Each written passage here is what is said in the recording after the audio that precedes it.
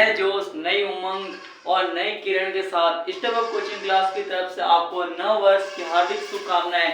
हम कामना करेंगे आपका नव वर्ष 2023 बहुत ही अच्छा जाए, आप बहुत ही ऊंची ऊंची प्रगति करें और नई नई ऊंचाइयों को छुए।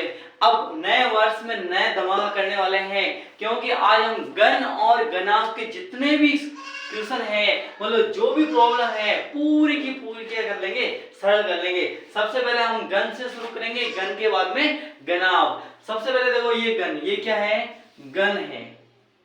गण में क्या होती है, लंबाई, चौड़ाई और ऊंचाई सब कुछ क्या होता है, समान होता है। ठीक है, लंबाई होगी, चौड़ाई होगी, ऊंचाई सब कुछ क्या होती है, समान होती है। देखो ये है गण, क्या है, गण। अब घन की बात होगी, अब ये क्या है, घन। ठीक है, जन में मतलब ये भुजा होगी लंबाई, ठीक है, ये होगी चौड़ाई और ये होगी ऊंचाई। लेकिन घन में क्या करते हैं, लंबाई, चौड़ाई और ऊंचाई को हम लिखते नहीं, सबको क्या मान लेते हैं, भुजा, क्योंकि सबका मान क्या रहता है, समान। तो सबसे पहले घन का संपूर्ण पृष्ठीय क्षेत्रफल हम मान लेते हैं कि घन की भुजा कितना सेंटीमीटर है, 6 सेंटीमीटर, मतलब एल का मान कितना है, 6 सेंटीमीटर, भुजा का मान है 6 सेंटीमीटर। और हमारे को घन का संपूर्ण पृष्ठीय क्षेत्रफल निकालना है, घन का आयतन निकालना है, घन का विकर्ण। अब तीन तरह के क्वेश्चन आते हैं, घन का संपूर्ण पृष्ठीय क्षेत्रफल, घन का आयतन और घन का क्या निकालना है, विकर्ण। तो सबसे पहले घन का संपूर्ण पृष्ठीय क्षेत्रफल, घन का संपूर्ण पृष्ठीय क्षेत्रफल क्या होता है, 6 भुजा स्क्वायर। क्या होता है, 6 भुजा स्क्वायर। मतलब यहाँ पे भुजा का मान कितना दे रखा है, 6 सेंटीमीटर, मतलब भुजा बराबर दे रखा है आपको 6 सेंटीमीटर, ये भुजा का मान दे रखा है। ये जरूरी नहीं कि 9th और 10th में आए, गवर्नमेंट एग्जाम में भी ऐसे क्वेश्चन आते हैं। तो घन का संपूर्ण पृष्ठीय क्षेत्रफल 6 भुजा स्क्वायर, तो यहाँ पर क्या आ गया बताओ, घन का संपूर्ण पृष्ठफल 6 और भुजा का मान क्या है, 6 का स्क्वायर। अब देखो यहाँ पर क्या आ गया, 6 इंटू 6 का स्क्वायर कितना आ गया, 36। अब 36 को किससे भाग करना रह गया, 6 से। अब देखो 6 से 36 का 6 हासिल की 3, 6 3 18 और 18 और 3 कितना हो गया, 21, मतलब 216 सेंटीमीटर स्क्वायर। ये क्या आ गया, घन का संपूर्ण पृष्ठीय क्षेत्रफल। घन का संपूर्ण पृष्ठीय क्षेत्रफल आएगा 216 सेंटीमीटर स्क्वायर। मतलब घन का संपूर्ण पृष्ठीय क्षेत्रफल तो हो गया। अब अपने को क्या निकालना है, घन का आयतन। देखो नॉर्मल आयतन होता है लंबाई इंटू चौड़ाई इंटू ऊंचाई। ठीक है, नॉर्मल आयतन होता है लंबाई इंटू चौड़ाई इंटू ऊंचाई। तो घन का आयतन होता है भुजा का क्यूब। क्या निकालना है, भुजा का क्यूब। तो देखो यहाँ पर 6 है तो बराबर ही आने वाला है, सीधी बात है। अब देखो यहाँ पर घन का आयतन, घन का आयतन क्या होता है, देखो घन का आयतन बराबर होता है भुजा क्यूब। मतलब भुजा का क्या करना है, क्यूब, मतलब भुजा इंटू भुजा। ठीक है, अब यहाँ पर जैसे घनाभ का आयतन होता है लंबाई इंटू चौड़ाई इंटू ऊंचाई, इस तरह घन का आयतन होता है भुजा का क्यूब। यहाँ भुजा का मान कितना है, 6 सेंटीमीटर, मतलब 6 का क्या आएगा, क्यूब। 6 को कितनी बार गुणा करना है, 3 बार गुणा करना है, मतलब 6 इंटू 6 इंटू 6। बहुत सारे मिस्टेक क्या करते हैं, 6 3 18 बस काम हो गया, ऐसा नहीं होता है। 6 का क्यूब मतलब 6 को कितनी बार गुणा करना है, 3 बार, 6 इंटू 6 इंटू 6। अब देखो 6 6 36 और 36 इंटू 6 भी क्या, 216। लेकिन इकाई क्या होती है, सेंटीमीटर क्यूब। तो यहाँ पर तो घन का आयतन और संपूर्ण पृष्ठीय क्षेत्रफल क्या आया, समान आया। लेकिन प्रत्येक क्वेश्चन में ऐसा नहीं होता है, घन का आयतन अलग आता है, घन का संपूर्ण पृष्ठीय क्षेत्रफल क्या आता है, अलग आता है। ये कभी भी है, जरूरी नहीं दोनों समान है, दोनों समान आ भी सकते हैं और नहीं भी आ सकते। यहाँ पर क्या आ गया बताओ, घन का आयतन। ठीक है, घन का आयतन क्या होगा, देखो घन का आयतन क्या आएगा बताओ, 216 सेंटीमीटर क्यूब होगा। ठीक है, अब देखो यहाँ पर आ गया अपने पास घन का आयतन आ गया। क्या आ गया, घन का आयतन। अब घन का आयतन आ गया। अब विकर्ण, विकर्ण क्या होता है, देखो विकर्ण होता है, इसको मिला दो इससे, क्या आ जाएगा विकर्ण। मतलब दो, जैसे ये कमरा है, ये कोई भी घन हो गया, तो यहाँ पर इसको इससे नहीं मिलाना, इसको इससे भी नहीं मिलाना, इसको मिलाना है इससे, ये हो जाएगा घन का क्या हो जाएगा, विकर्ण। अब घन का विकर्ण का फॉर्मूला होता है √3 और क्या होता है भुजा। क्या होता है, भुजा। तो अब हम निकालते हैं घन का विकर्ण। क्या निकालते हैं? घन का विकर्ण। अरे घन का विकर्ण क्या होगा? √3 और क्या आएगा बताओ? भुजा आएगा। क्या आएगा? भुजा। अब घन का विकर्ण √3 इंटू क्या आएगा? भुजा, क्योंकि √L² plus L² plus L²। ठीक है, तो क्या आ गया? 3L² रूट के अंदर, तो L² का मतलब भुजा का, तो क्या निकल? रूट क्या निकल गया? भुजा निकल गया। भुजा स्क्वायर का रूट क्या हो गया? भुजा, और 3 रूट के अंदर आ गया। मतलब घन का विकर्ण का फॉर्मूला होता है √3 इंटू भुजा। अब अपने पास देखो √3 इंटू भुजा का मान कितना बताओ? 6 सेंटीमीटर। अब √3 का मान निकलो 1.732। यहाँ पे क्या आ गया? 1.732 इंटू क्या आ गया? 6। अब क्या आएगा देखो? 6 दूनी 12 का 2 हासिल की 1, 6 3 18 और 19 19 का 9 हासिल की 1। अब 6 से तो 42 42 और 1 43 का 3 हासिल की 4, 6 कम 6 और 6 4 कितना होंगे? 10। कितनी संख्या आगे पॉइंट आएगा? 1 2 3, तो ये 3 संख्या आगे क्या आ गया? पॉइंट आ गया। मतलब घन का विकर्ण कितना आ गया? देखो घन का विकर्ण, घन का विकर्ण अपने पास आ गया 10.392 सेंटीमीटर। ये सेंटीमीटर में होता है, किसमें होता है? सेंटीमीटर। मतलब घन भी एक तरीके भुजा, विकर्ण भी एक तरीके क्या होगी? भुजा होगी। तो अपने पास घन का विकर्ण क्या आ गया? 10.392 सेंटीमीटर। मतलब घन से संबंधित जो भी क्वेश्चन थे वो सभी के सभी क्या हो गए? कंप्लीट हो गए। क्या हो गए?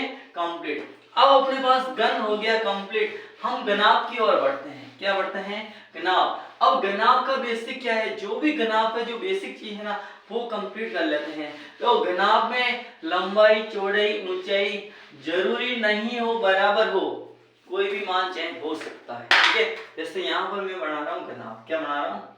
घनाभ। ठीक है, तो ये क्या है? घनाभ है। क्या है? घनाभ। मतलब इसमें लंबाई भी अलग है, चौड़ाई भी अलग है और ऊंचाई भी क्या है? अलग है। तो ये हो गया घनाभ। तो मैंने मान लिया घनाभ की लंबाई है, घनाभ की लंबाई ये मान लेता हूँ 4 सेंटीमीटर। कितना सेंटीमीटर? 4 सेंटीमीटर। इसके अलावा चौड़ाई, चौड़ाई को मैंने मान लिया 6 सेंटीमीटर। कितना सेंटीमीटर? 6 सेंटीमीटर। और ऊंचाई, ऊंचाई को मैंने मान लिया 8 सेंटीमीटर।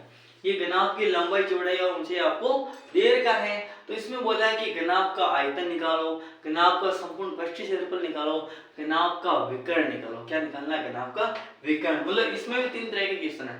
अब 3 तरह के क्वेश्चन तो क्या होगा देखो? सबसे पहले घनाभ का संपूर्ण पृष्ठीय क्षेत्रफल, घनाभ का संपूर्ण पृष्ठीय क्षेत्रफल क्या होगा? 2 कोष्टक लंबाई इंटू चौड़ाई प्लस चौड़ाई इंटू ऊंचाई प्लस ऊंचाई इंटू क्या आ गया? लंबाई। ये फॉर्मूला होता है घनाभ का संपूर्ण पृष्ठीय क्षेत्रफल।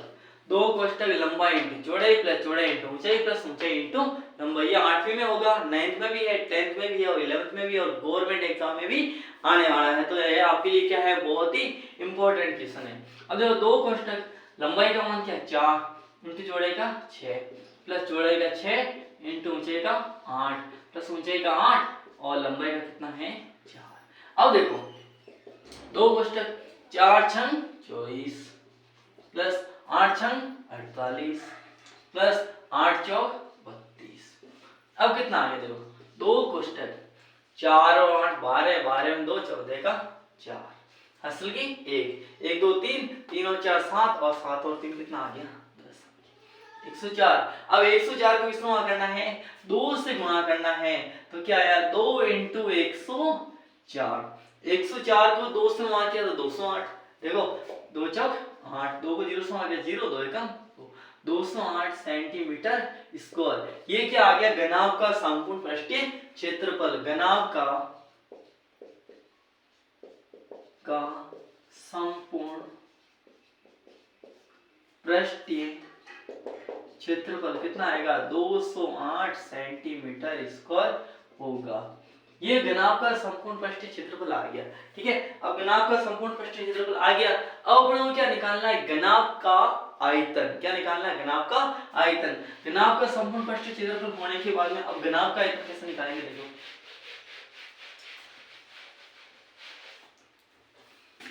घनाभ का आयतन, घनाभ का आयतन बराबर क्या होता है, लंबाई इंटू चौड़ाई इंटू ऊंचाई, लंबाई इंटू चौड़ाई इंटू ऊंचाई। तो अपने पास लंबाई का मान था 4 सेंटीमीटर, चौड़ाई का था कितना था 6 सेंटीमीटर और ऊंचाई का मान था 8 सेंटीमीटर। अब तो घनाभ का आयतन क्या हुआ, लंबाई की जगह 4, चौड़ाई की जगह 6 और ऊंचाई की जगह क्या आ गया 8, तो 4 छंग 24 इंटू क्या आएगा देखो 8। अब 8 को 24 से वहां करना है, 24 का बार आता है तो भी ठीक, नहीं आता तो भी ठीक, क्योंकि 8 का तो अपने आता है। 8 चौक 32 का 2, हासिल की 3, 8 दूनी क्या होगा 16 और 16 और 3 कितना हो जाएगा 19 हो जाएगा।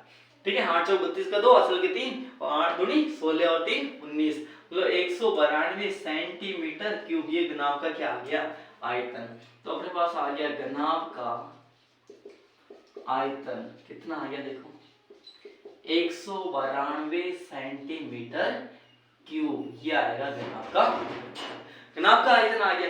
अब घनाभ का क्या निकालना अपने को, विकर्ण निकालना है। क्या निकालना है विकर्ण।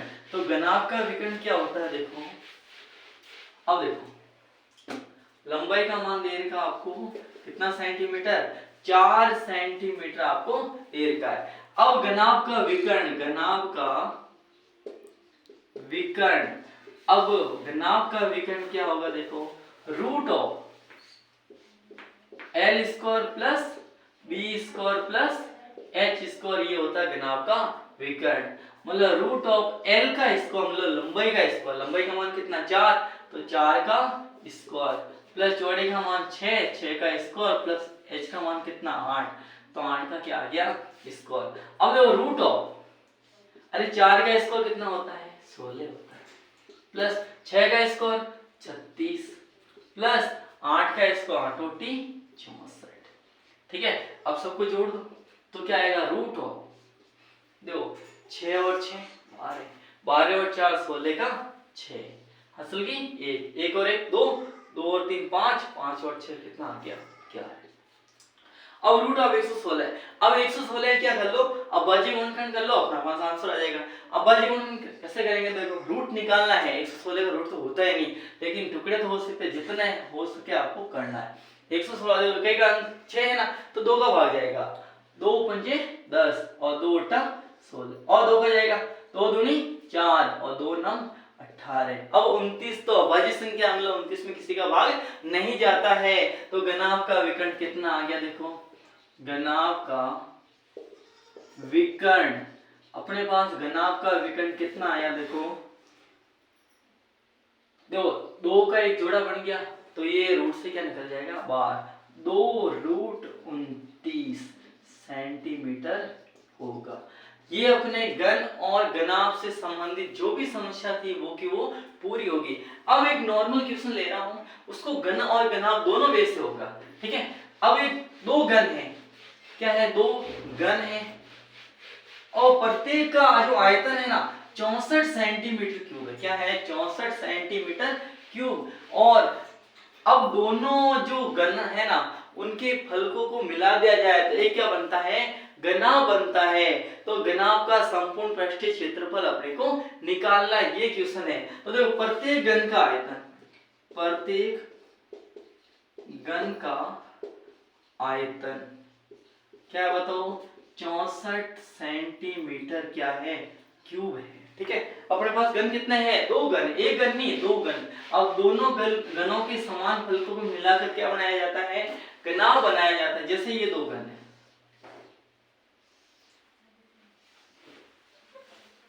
कितने घन है दो, ये तो एक घन, ठीक है, और एक दूसरा घन ये हुआ है, कितने घन है अपने पास दो घन, कितने घन है दो।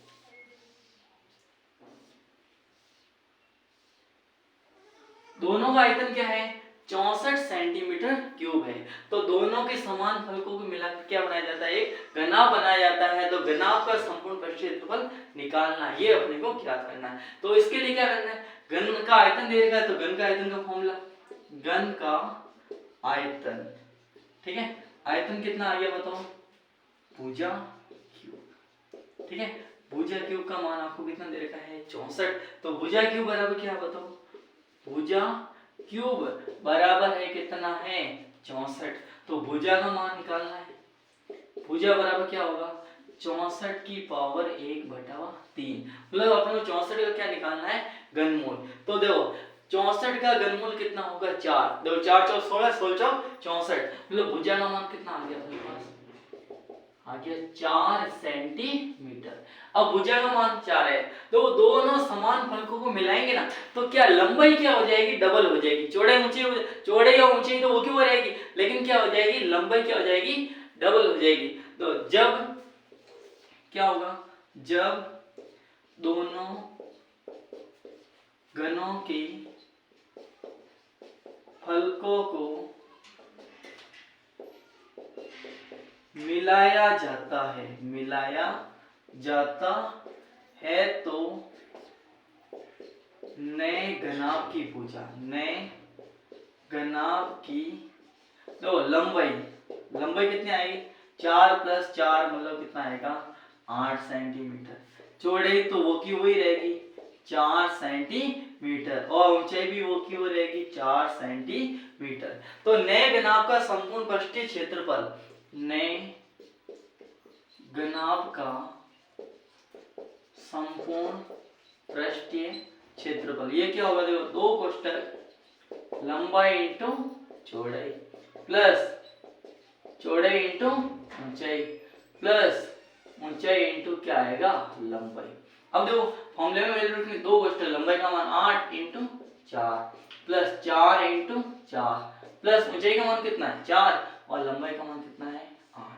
अब देखो 2 कोष्ठक 8 चौक कितना आएगा 32 प्लस 4 चौक 16 प्लस 8 चौक 32। अब देखो ये अपने पास आ गया। अब यहाँ पर जगह कम है इसको मैं डिलीट कर रहा हूँ, अब यहाँ पर सॉल्व कर रहा हूँ। ठीक है, तो यहाँ पर क्या आ गया 2 कोष्ठक, अब 2 और 6 8, 8 और 2 10 का 0 हासिल की 1, 1 और 3 4, 4 और 1 5, 5 और 3 8। ठीक है, कितना आ गया 80। अब ठीक है 32 × 64, 64 में 16 जोड़ेंगे सीधी बात 80। अब यहाँ पर क्या 2 को 80 से मार दिया 0, 2 × 16 160 सेंटीमीटर स्क्वायर। ये क्या आया नए घनाभ का संपूर्ण पृष्ठीय क्षेत्रफल, नए घनाभ का संपूर्ण पृष्ठीय क्षेत्रफल कितना आया 160 सेंटीमीटर स्क्वायर होगा। अब अपना क्वेश्चन क्या हो गया कंप्लीट, मतलब घन और घनाभ से संबंधित जो भी समस्या थी वो सारे की सारी इस वीडियो के अंदर क्या होगी कंप्लीट। यदि ये वीडियो पसंद आया हो तो वीडियो को लाइक कीजिए, चैनल को सब्सक्राइब कीजिए और जो घंटी है ना बेल आइकन उसको दबा दीजिए, क्योंकि इसको दबाते ही आपके पास नोटिफिकेशन पहुंच जाएगी कि आज सर ने क्या पढ़ाया है।